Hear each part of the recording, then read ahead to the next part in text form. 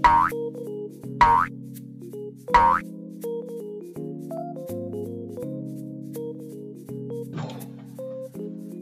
yo, what's up guys? Aray! Ang sakit. Saan naipin ko? Joke lang! So what is up guys? Welcome ulit sa another video dito sa vlog namin. So, basically parang sobrang liwanag ng ilaw. So, basically, for this video is ipapakita namin yung mga nangyari sa amin noong last week. And then, since kanina, sinabi ko nga na masakit ang ipin ko, is meron po ako wisdom tooth. So, papakita din po natin kung ano yung naging resulta ng check-up ko para sa wisdom tooth ko. So, huwag na natin patagalin pa. Let's start this video.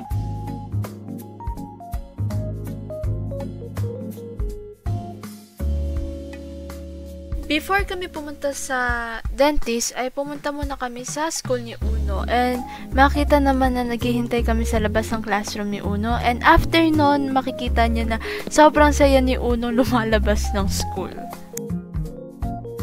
After nun, pumunta na kami ng SM kasi nandoon yung clinic.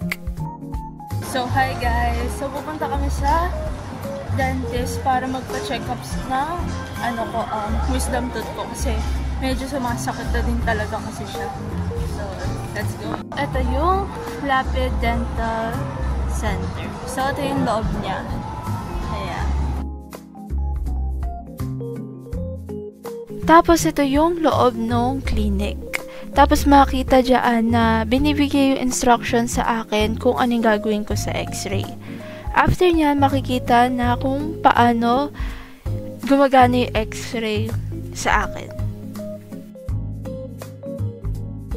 So, ayan nga po guys. Nakikita po yung ipin ko. So, 4 din po. Katulad nung kay Uno. After nyan, lumabas na sila Uno sa sasakyan at nagbalak na kaming kumain ngayon.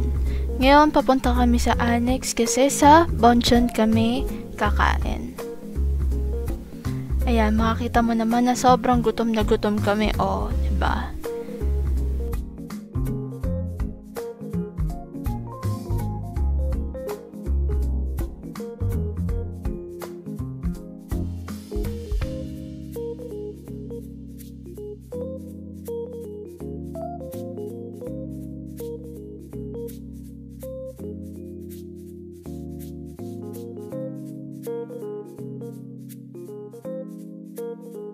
So basically, pumasok ulit ako dito sa video na to kasi gusto ko talagang i-introduce sa inyo tong lugar na pinuntahan namin, which is yung restaurant ng Goto Tendon.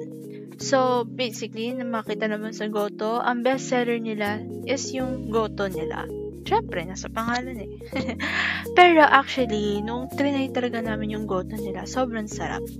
Sobrang sarap ng Goto nila. Like, kasi parang sulit kasi yung serving nila. Not just dun sa Goto, but in other dishes din.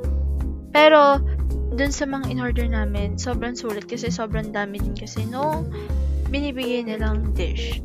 Yun naman is, sasabihin ko sa inyo kung ano yung mga in-order namin, which is, syempre, yung Goto, yung Paris noodle, sobrang sarap nito. Ito yung pinaka-favorite ko. Tapos, yung Tokwat Baboy. So, itong tatlo na to, yung in-order lang namin nung araw na yun. Kasi, 4 lang naman kami. Ngayon, syempre parang gusto mo ng something na matamis, parang something na pampawala lang ng suya mo, diba? Ang in-order namin is yung parang ice cream nila, pero shave ice siya, ganon. Itong dessert nila nito, sobrang sarap kasi since ang in-order kasi namin na flavor is yung chocolate conyelo nila.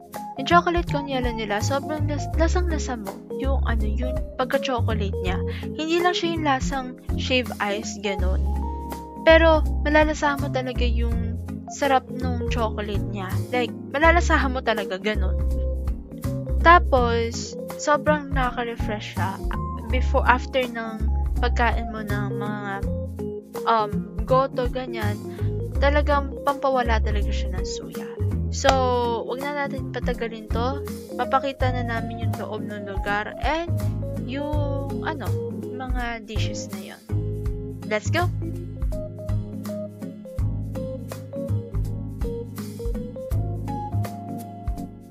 So, ito na yung mga in-order namin sa Goto Tendon.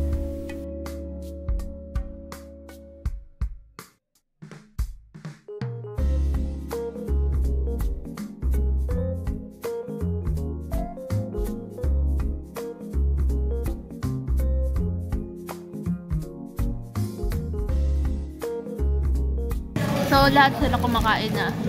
At ako.